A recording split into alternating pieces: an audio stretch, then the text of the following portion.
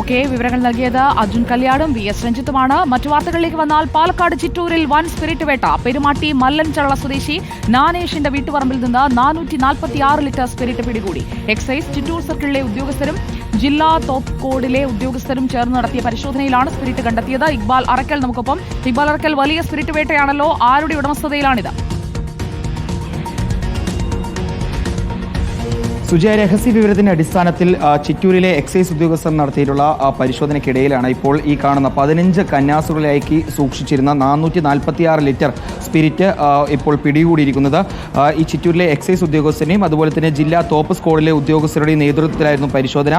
ചിറ്റൂർ പെരുമാട്ടി പഞ്ചായത്തിലെ മല്ലൻചള പ്രദേശവാസിയായിട്ടുള്ള ജ്ഞാനേഷിന്റെ വീട്ടുപറമ്പിൽ നിന്നാണ് ഇത്തരത്തിൽ സ്പിരിറ്റ് കൂടിയെന്നാണ് ഇപ്പോൾ എക്സൈസ് ഉദ്യോഗസ്ഥർ അറിയിച്ചിട്ടുള്ളത്. ഇപ്പോൾ ദൃശ്യങ്ങളിൽ കാണുന്നതാണ് ജ്ഞാനേഷ്, അദ്ദേഹത്തിന്റെ സുഹൃത്ത് രാധാകൃഷ്ണൻ. ഇവർ രണ്ടുപേർ ചേർന്നിട്ടാണ് ഇത്തരത്തിൽ സ്പിരിറ്റ് ഈ മേഖലയിൽ സൂക്ഷിച്ചിരുന്നത്. മാവേലിക്കരയിലെ ഗ്രൂപ്പ് 4ലേക്ക് കൊണ്ടുപോകാനുള്ള കള്ളിൽ ചേർക്കാനായാണ് ഈ സ്പിരിറ്റ് സൂക്ഷിച്ചിരുന്നതെന്നാണ് ഇപ്പോൾ ഉദ്യോഗസ്ഥർക്ക് പ്രതികൾ നൽകിയിട്ടുള്ള മൊഴി. ഇതിനു മുമ്പും പ്രതികൾ ഇത്തരത്തിൽ സ്പിരിറ്റ് ചേർത്തിട്ടുണ്ട് എന്ന് ഉദ്യോഗസ്ഥർ പറയുന്നു. ഏതായാലും ഇപ്പോൾ ചിറ്റൂർ എക്സൈസ് റേഞ്ചിലെ സർക്കിൾ നമ്മളോടൊപ്പം ചേരുന്നുണ്ട്. സർ, രഹസ്യവിവരത്തിന്റെ അടിസ്ഥാനത്തിൽ നടത്തിയ പരിശോധനയ്ക്കിടെ വീട്ടിൽ സൂക്ഷിച്ച നിലയിലാണ് ഇത് കണ്ടത്?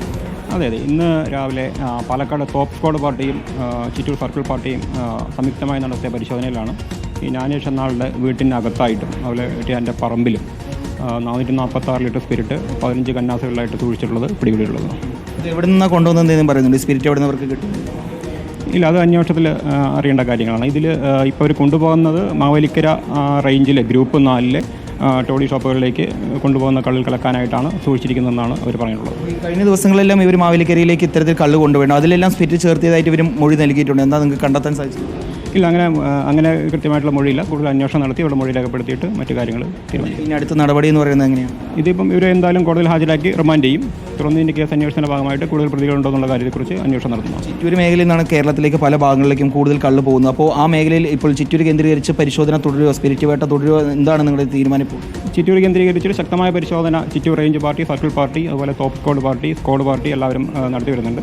അതിൻ്റെ ഭാഗമായിട്ടാണ് ഈ രഹസ്യവിവരം ശേഖരിച്ച് ഇതുപോലെ കേസ് കണ്ടെടുത്തത്. തുടർന്നും ശക്തമായ ഈ മല്ലൻചള സ്വദേശികൾ രണ്ടുപേരും മല്ലൻചള സ്വദേശികളാണ്.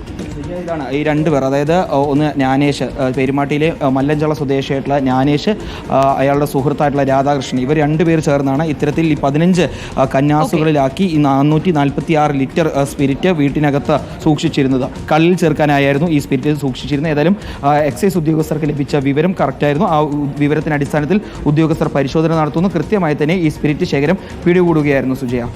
ഓക്കെ, വിവരങ്ങൾ നൽകിയത് ഇക്ബാൽ അറക്കലാണ് പാലക്കാട്ട് നിന്ന്.